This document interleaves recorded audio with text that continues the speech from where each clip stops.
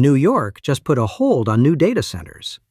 The same day, the biggest power grid in America told 67 million people their electricity bills are going up because of data centers.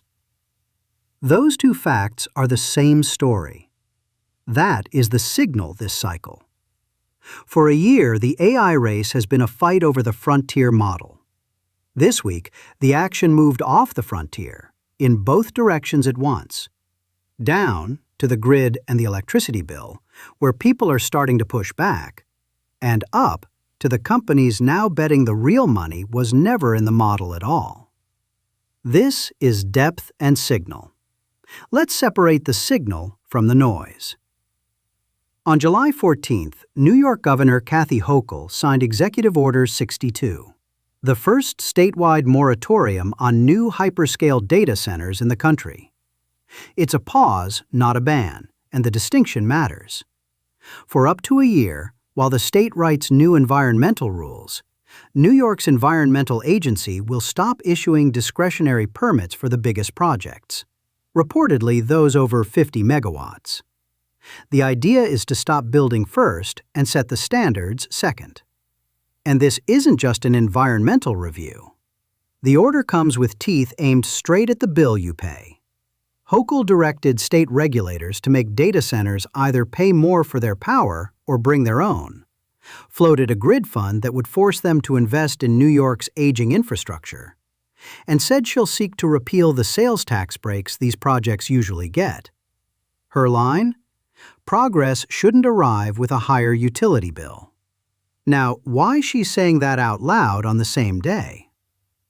Also on July 14th, PJM, the grid operator for 13 states and Washington, D.C., released its latest capacity auction. The result?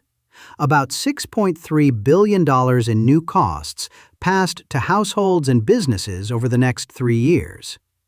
That figure, and the $29 billion these auctions have added since 2024, come from PJM's own independent market monitor, not from an advocacy group. PJM's territory runs from Virginia to Chicago and includes the largest cluster of data centers on Earth. Its chief executive put it plainly: demand is now growing faster than supply. Here's why it matters. For the whole build-out story we've tracked, compute has been an engineering and capital problem. Buy the chips, sign the power deal, pour the concrete. It's now also a political one. When the largest U.S. grid prices in $6 billion of data center cost to ordinary ratepayers, siting a data center stops being a question of money alone and becomes a question of permission. If you're building anything that runs on this compute, that's a new variable in your roadmap. Not just, can we afford the capacity, but will a state let it get built? The skeptics read, because the framing here gets loose fast. This is a temporary permitting pause by executive order.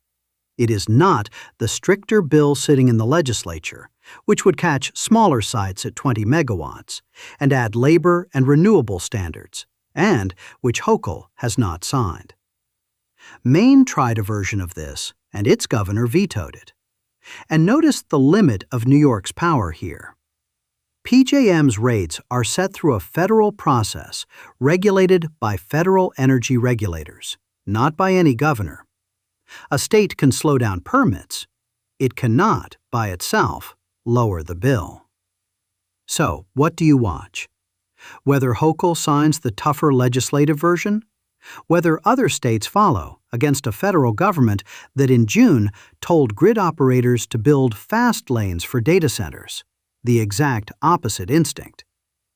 And watch Pennsylvania, where the governor sued PJM over these same costs in 2024 and settled for a price cap. That's the template the next state will reach for. Story 2 is where the smart money is quietly moving. According to TechCrunch, Anthropic and a group of investors, Blackstone, Hellman and Friedman, and Goldman Sachs among them, have stood up a $1.5 billion company called OD. Its job isn't to build models. It's to go inside big companies and actually put AI to work. OD bought an engineering boutique called Fractional AI, runs about 100 engineers, and works Claude first. OpenAI has its own version called the Deployment Company. Deloitte and Accenture are racing into the same lane.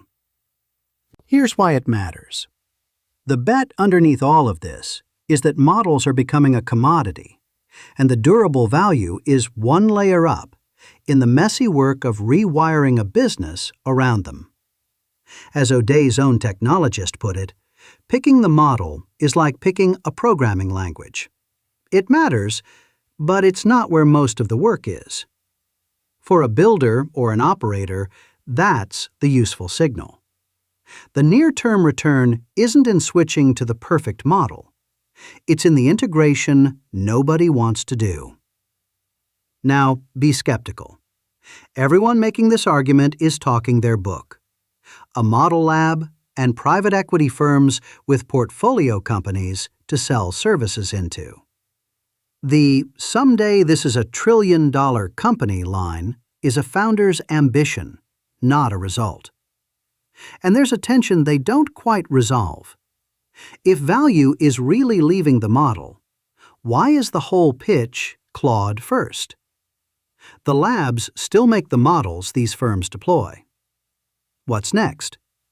Watch whether O'Day's customers renew, and whether this is a durable category or just consulting with better branding. Story 3.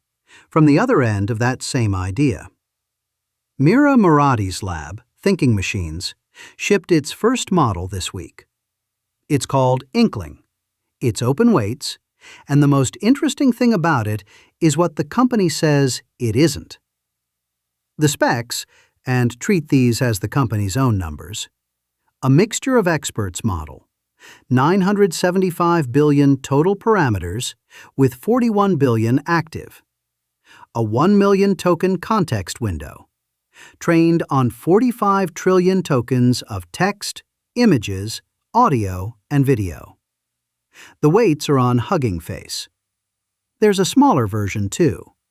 But in its own announcement, the lab says plainly that Inkling is not the strongest model available, open or closed. It was built to be a broad, adaptable base that others fine-tune, not a benchmark champion. Here's why it matters, and it's not the spec sheet. A marquee lab, founded by OpenAI's former chief technology officer, is deliberately not chasing the top of the leaderboard. It's aiming at the customization layer instead. That's the same move as our last story, coming from the frontier itself. The belief that the win is in adaptation and ownership, not in one more point on a benchmark. The skeptics read, "This is a vendor launch, and the benchmarks are the vendors. Some of them run on an earlier version than the one released. Not the strongest is both refreshingly honest and a convenient way to set expectations for a first model. Judge it on the strategy, not the scoreboard. What's next? Whether independent evaluations back the claims, and whether developers actually build on it." Story 4.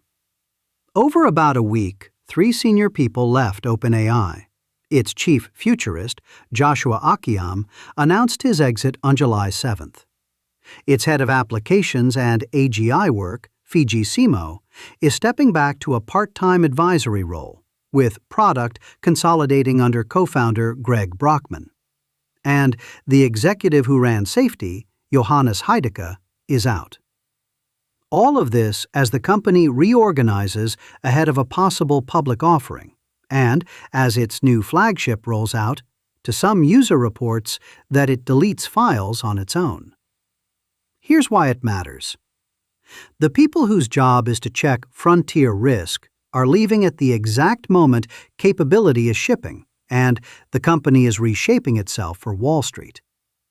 Read charitably, it still tells you where attention and power are concentrating, on product and on the IPO.